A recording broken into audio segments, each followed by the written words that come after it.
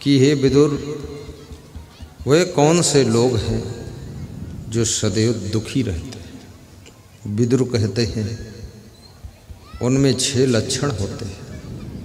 कौन कौन लक्षण होते हैं विदुर?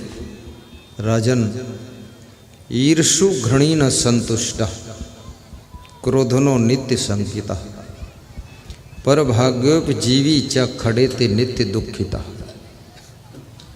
हे राजन, पहला उनमें अवगुण होता है कि वो ईर्ष्या करने वाले लोग होते हैं।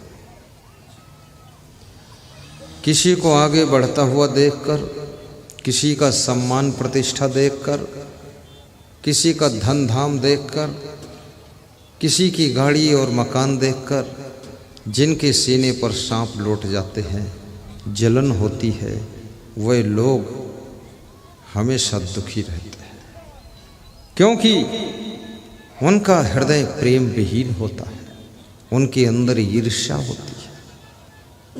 विचारकों ने कहा है ईर्ष्या करने से मनुष्य की आयु कम हो जाती है। चिंतकों ने कहा है कि ईर्ष्या करने वाले के शरीर में बीमारियां बहुत होती है।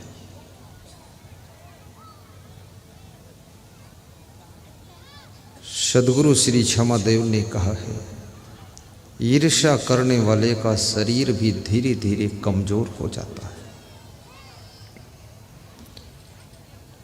इसलिए ईर्ष्या के बजाय सबके प्रति शुभकामना रखो। अकबर बादशाह ने एक लाइन खींचा बोर्ड के ऊपर और अपने मंत्रियों से कहा इस लाइन को छोटा कीजिए। एक मंत्री उठता है, उस लाइन को बिगाड़ देता है, थोड़ा सा बिगाड़ता है, कहता छोटी हो गई। दूसरा मंत्री उठता है और थोड़ा सा कम कर देता, बिगाड़ देता है। लेकिन जब बीरबल का नंबर आया तो बीरबल ने बादशाह के द्वारा खींची गई लाइन को छुआ भी नहीं, टच भी नहीं किया, बल्कि उस लाइन के ऊपर एक दूसरी बड़ी लाइन खींच दिया और कहा बादशाह, किसी की लाइन को छोटा करना है तो अपनी लाइन को बड़ा कर दीजिए, तो उसकी लाइन अपने आप छोटी हो जाए।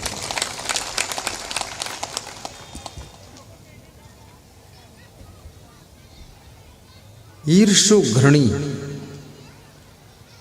दूसरा लक्षण है जो लोग दूसरों से घृणा करते हैं। किसी को गरीब समझकर, किसी को साधारण समझकर, जो नफरत का भाव है, घृणा का भाव, किसी को धनहीन समझकर, किसी को कम बुद्धि का समझकर जो घृणा होती है। कबीर साहब ने कहा है गुलाब के फूल को जब गरीब हाथ में लेता है तो भी गुलाब का फूल उसको भी खुशबू देता है। उसी फूल को अमीर हाथ में पकड़ता है, उसको भी खुशबू देता है। और उसी फूल को मंदिर में चढ़ा दो तो वहाँ भी खुशबू देता है। और उसी फूल को मुर्दे के ऊपर अर्पित कर दो तो वहाँ भी खुशबू देता है। और उसी फूल की माला बनाकर गुरुदेव को पहना दो तो वहाँ भी सौंदर्य और खुशबू ही देता है।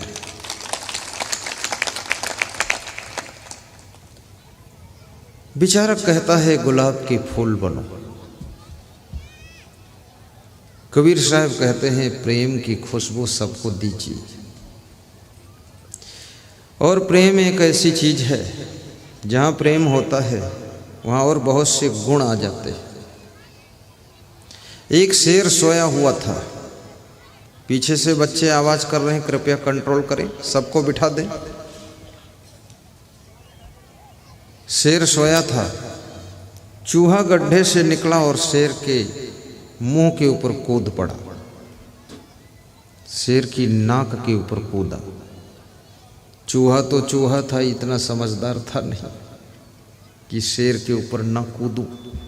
चूहा तो किसी के ऊपर कूद सकता है, कभी कभी तुम्हारे ऊपर भी कूदा है। लेकिन शेर के ऊपर कूदना खतरे से खाली नहीं। शेर ने चूहे को पंजे में दबा लिया और शेर गुर्राया तो चूहे की आधी दम निकल गई। चूहा बहुत घबरा गया कि अरे बहुत बड़ी गलती हो गई, ये तो शेर है, इसके मुंह पर कूद पड़ा मैं, इसके नाक पर कूद गया। कभी कभी तुम गलती करने के बाद सोचते हो ऐसी गलती हो गई। चूहा भी सोचने लगा। गलती के बाद ज़्यादातर लोग सोचते हैं कि बहुत बड़ी गलती हो गई, लेकिन हो गई तो हो गई, अब सोचो खूब। अब सोचने से ये फायदा है कि उस गलती को दोबारा मत करो। लेकिन जो बार बार वही गलती करे तो उसके सोचने से भी कोई फायदा नहीं, क्योंकि सोचता भी है फिर गलती करता है, पछताता है और फिर गलती करता है, रोता है और फिर गलती करता है।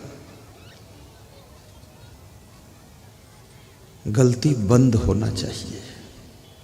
चूहे को पंजे में पकड़ा शेर ने, कहा मार दूंगा तेरे को। तो चूहा रोने लगा, बोला मेरे पास भी फैमिली है, बच्चे हैं, मेरे मरने का मतलब है वो बच्चे भी मरेंगे। तो एक एक चूहा 40-40 बच्चे देता है, बहुत लंबी फैमिली रहती है। चूहे का परिवार नियंत्रण नहीं हो सकता, जनसंख्या नियंत्रण। और कितने आदमी भी चूहे जैसे ही बच्चे पैदा कर रहे हैं, 18-18 बच्चे, 28-28 बच्चे। जनसंख्या बढ़ाने में ही लगे हैं, न धन बढ़ा रहे हैं, न मकान बढ़ा रहे हैं, न बुद्धि विवेक बढ़ा रहे हैं, न सद्गुण सदाचार बढ़ा रहे हैं, केवल बाल गोपाल बढ़ा रहे हैं। बाल गोपाल, एक एक साथ में 3-3 गोपाल। भज गोविंदम भज गोपालम। बहुत खतरनाक। एक मुस्लिम भाई के एक पुत्र का जन्म हुआ, मौलवी के पास गया और मौलवी से बोला इसका नामकरण आप करो, लेकिन ऐसा नाम रखना कि इसमें अल्लाह शब्द आना चाहिए। तो मौलवी ने कहा ठीक है, तो उसने रख दिया रहीमतुल्लाह। दूसरे साल 2 जुड़वा बच्चे हुए। मौलवी के पास फिर गया वो मुस्लिम भाई, बोले अब अल्लाह की कृपा से 2 हुए हैं एक साथ, बोले इसका नाम रखो दोनों को, लेकिन अल्लाह शब्द पीछे आना चाहिए। तो मौलवी मुस्कुराया और बोला खिदमतुल्लाह इनायतुल्लाह। ऐसे करते करते 12 बच्चे हो गए। 12 बच्चे हुए। अब किसी के जुड़वा हों 2 हों तो उसकी गलती नहीं, ये तो अंदर का खेल है। 2 भी हो सकते, 3 भी हो सकते, 5 भी हो सकते हैं। 5 साल पहले मैंने सुना था एक महिला के 5 बच्चे एक साथ हुए, 5 पांडव एक साथ निकाला। क्या फर्क पड़ता है, बार बार का झंझट खत्म, एक ही बार में सब निपट गए। ये भी बढ़िया बात है।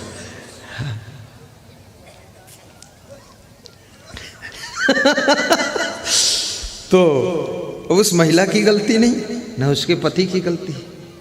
ये तो अंदर क्या हो रहा किसको पता है। ये तो गुप्त खेल है, जैसा भाग्य है हो जाता है। कितने लोग चाहते हैं फिर भी एक भी बच्चा नहीं होता।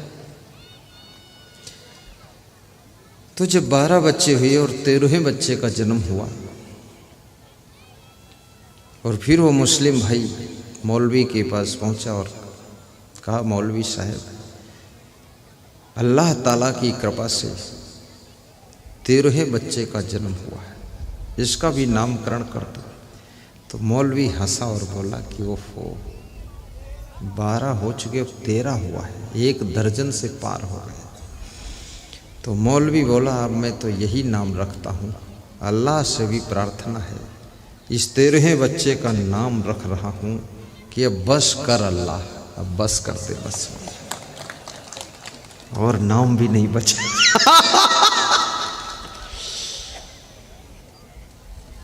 बस कर अल्लाह। ईमानदार भी हो और बुद्धिमान भी हो, केवल ईमानदार है, बुद्धि नहीं है, तो भी डिसीजन गलत लेगा। बुद्धिमान भी होना चाहिए, काम क्या करना है, और अपना घर भी अच्छा बनाओ आप, और घर में घर वालों को अच्छा बनाओ, और घर में प्रवचन की आवाज़ गूंजनी चाहिए। भोजन बनाते बनाते प्रवचन सुनो, खेत में काम करते करते प्रवचन सुनो, गाड़ी में यात्रा करते करते प्रवचन सुनो, और मेहमान आ जाए उसको प्रवचन सुनो, दुकान में सामान बेचते बेचते भी प्रवचन सुनो। प्रवचन इतना दिमाग में भरना चाहिए, लाखों प्रकार का प्रवचन है। अंतःकरण शुद्ध हो जाए, खान पान शुद्ध हो जाए, कर्म शुद्ध हो जाए, विचार शुद्ध हो जाए, आचरण शुद्ध हो जाए, जीवन धन्य हो जाएगा। ईर्ष्यु घृणी न संतुष्टा। कबीर साहब कहते हैं, जब प्रेम की कमी होती है तब घृणा का जन्म हो जाता है। जब भरपूर प्रेम होता है वो व्यक्ति किसी से घृणा नहीं करता है। गरीब से भी प्रेम करेगा, अमीर से भी प्रेम करेगा। पोथी पढ़ी पढ़ी जगमुआ, पंडित हुआ न कोय, ढाई अक्षर प्रेम का पढ़े सो पंडित को। घर में सुख नहीं होता है, धन में सुख नहीं होता है, सामान में सुख नहीं होता है, बड़े परिवार में भी सुख नहीं होता है, छोटे परिवार में भी सुख नहीं होता है, गाड़ी लाड़ी बाड़ी साड़ी में भी सुख नहीं होता है। सुख कहाँ होता है? आपस के प्रेम में सुख होता है। और आपस में प्रेम वही कर सकते हैं जिनको जिंदगी जीने का ज्ञान होता है, जिनमें बुराइयां नहीं होती हैं, अवगुण नहीं होते हैं। वही आपस में प्रेम से रह सकते हैं, वही आपस में प्रेम की गंगा बहा सकते हैं।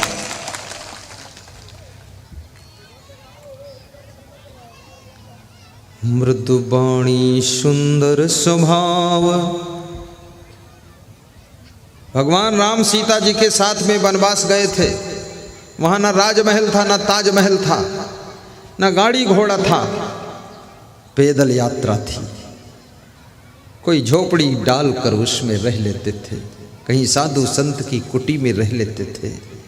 लेकिन सीता का प्रेम राम से बहुत था, इसलिए राम मुस्कराते रहते थे। राम का प्रेम सीता से बहुत था, इसलिए सीता खुश रहती थी। लक्ष्मण का प्रेम राम से अत्यंत था, इसलिए लक्ष्मण गदगद रहते। जो प्रेम करता है वो भी खुश होता है, और जिससे तुम प्रेम करते हो वो भी खुश होता है। याद रखना, फूल दूसरे को देने वाले को भी खुशबू मिलती है और फूल लेने वाले को खुशबू मिलती है। प्रेम तो खिला हुआ फूल है। अगर तुम दूसरे को प्रेम का फूल अर्पित करोगे, वो भी सुख की खुशबू से धन्य होगा और तुम भी सुख की खुशबू पाओगे।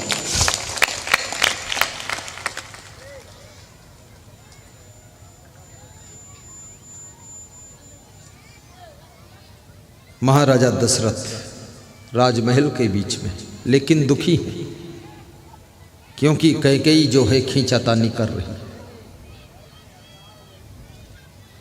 और कैकेयी का राजा दशरथ से प्रेम नहीं है। कैकेयी का अपनी कामनाओं को पूर्ण करने से प्रेम है। कितने लोगों को कैकेयी जैसी पत्नी मिली है, और कैकेयी जैसी पत्नी का लक्षण होता है कि कई के कहने में जो चले वही कैकेयी है। कभी उसकी माँ ने बहका दिया, भाभी ने बहका दिया, ननद ने बहका दिया, उसके भाई ने कुछ सुना दिया, उसके बाप ने कुछ जंतर मंत्र कर दिया, कहीं पड़ोसी ने कुछ कान फूंक दिया, बस वो बहक गई। जो कई के कहने से बहक जाए वही कैकेयी होती है, और जो किसी के कहने से बहके ना, वो याद रखना कौशल्या होती है, कौशल्या होती है। बहकना बंद करिए। महिलाओं को ठीक से बिठा दो, समय पर छुट्टी दी जाएगी। ये क्यों खड़ी है महिलाएं? अंदर घुसो, बैठ जा महिला, बैठ जा, कैकेयी नहीं है तू, कौशल्य है, बैठ। हाँ, आवाज ना करो। ये कौन आवाज कर रहा है? ये नरेश क्यों खड़े हो? आवाज मना करो, मना करो। ये कलवल कलवल क्यों होने लगा? इसमें भी बहुत सी कैकेयी भी आई ही लग रहा है। चुप रहो, गुरु जी की ओर देखो, इधर उधर मत देखो, कहीं जाओ मत, व्यवस्था मत करो, सेटिंग मत करो, कुछ इंतजाम मत करो, बैठे रहो, सुनते रहो। पूरी जिंदगी बीत गई काम करते करते, अब थोड़ा सुन लो। मृदुबाणी सुंदर स्वभाव सभी सुखों की खान है, प्रेम की गंगा बहे जहाँ पर वह घर स्वर्ग समान। प्रेम की गंगा बहे जहाँ पर वह घर स्वर्ग समान है, वह घर स्वर्ग समान है, वह घर स्वर्ग समान है। प्रेम की गंगा बहे जहाँ पर वह घर स्वर्ग समान है, वह घर स्वर्ग समान है। सब लोग चाहते हैं कि मेरे घर के लोग मुझसे प्रेम करें।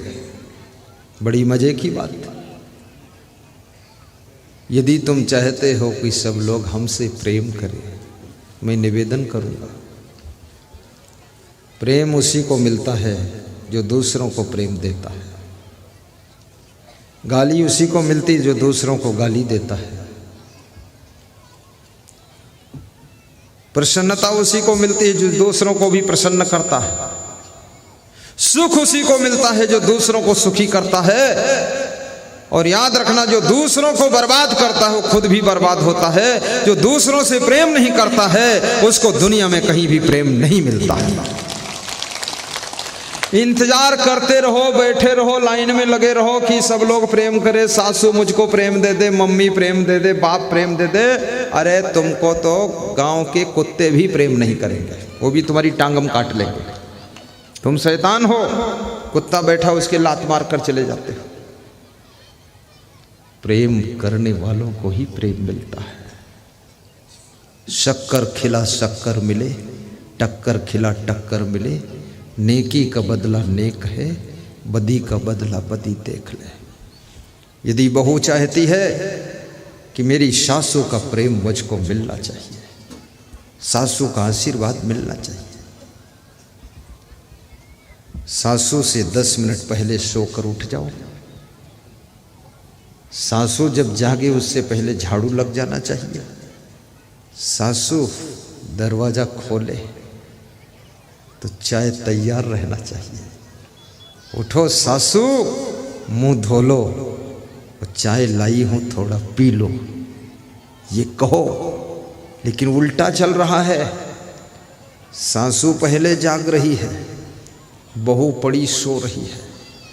सासू उसके कमरे के पास जाती है, बहू बेटे को देखती है तो उसको ऐसा दिखता है कोई नाग नागिन सोए।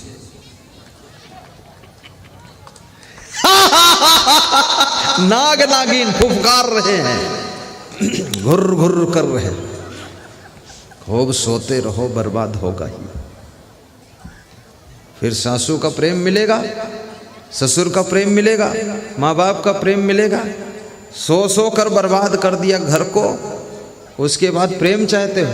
अरे मार पीट ना हो वही बहुत प्रेम मिलने वाला है। ऐसे काम चोर आलसी को कहीं प्रेम मिलता है? निकम्मों को ना प्रेम मिलेगा ना सम्मान मिलेगा। जब मिलेगा उनको तो अपमान ही मिलेगा। याद रखना, अच्छे कर्म करने वालों को, सुंदर स्वभाव वालों को, पवित्र चरित्र वालों को, और जो लोग अपने कर्तव्य के प्रति अलर्ट रहते हैं, उन्हीं को इस दुनिया में प्रेम की गंगा में नहाने का मौका मिलता है। जब सासू देखती है कि बेटा और बहू ऐसे सो रहे जैसे नाग नागिन सो रहे, सासू का भी होश उड़ जाता है। सासू को डर लगता है, अगर जगाओगे तो ये नाग नागिन डस लेंगे। खतरनाक। कितने माँ बाप अपने बेटे बहू से बहुत डरे हुए हैं।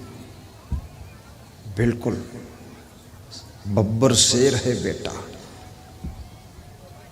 और उसकी बहू अरे खतरनाक शेरनी बाघिन गुर्र।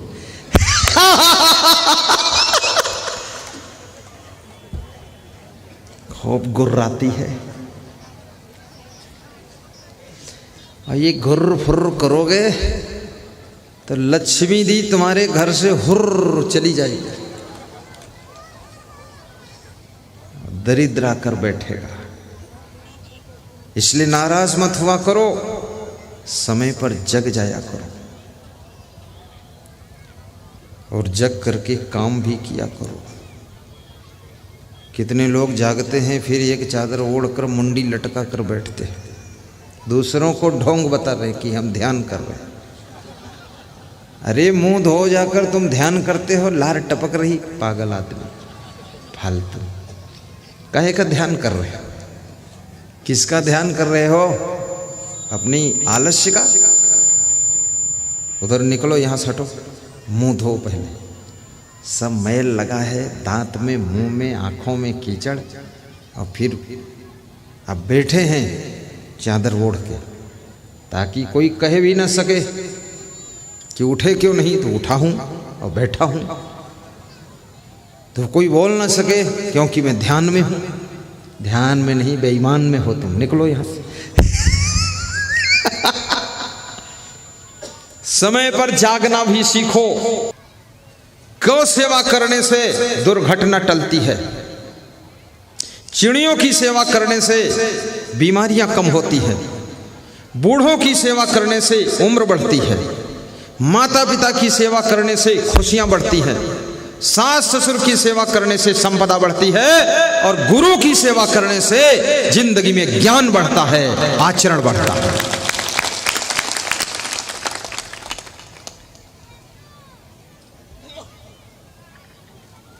बहुओं को खुश रखने से घर में लक्ष्मी बढ़ती है, और बेटों को उत्साहित करने से घर धन धान्य से पूर्ण हो जाता है, और मेहमान का सम्मान करने से आपके घर में कभी दरिद्र नहीं आता है। इसलिए मेहमान का भी आदर करना, और दान करने से कभी भी मनुष्य कंगाल नहीं होता है। दारिद्र्य नाशनम दानम, दरिद्र का नाश करने वाला यदि कोई है तो वो दान है। दान से दरिद्र नष्ट होता है। इसलिए जितनी क्षमता हो सबको दान भी करना चाहिए, और प्रेम करने से खुशी मिलती है, क्रोध करने से दुख प्राप्त होता है। सन्य छिदि यो न बेगम उत्थितम क्रोधा हर्षयो साश्रियो भाजनम राजन यश्च आपत्सु न मुह्यति। विदुर जी कहते हैं कि हे धृतराष्ट्र, जो लोग अपने क्रोध को कंट्रोल कर लेते हैं, अपने हर्ष और खुशी को पचा लेते हैं, वे राज्य और लक्ष्मी के अधिकारी होते हैं, और भविष्य में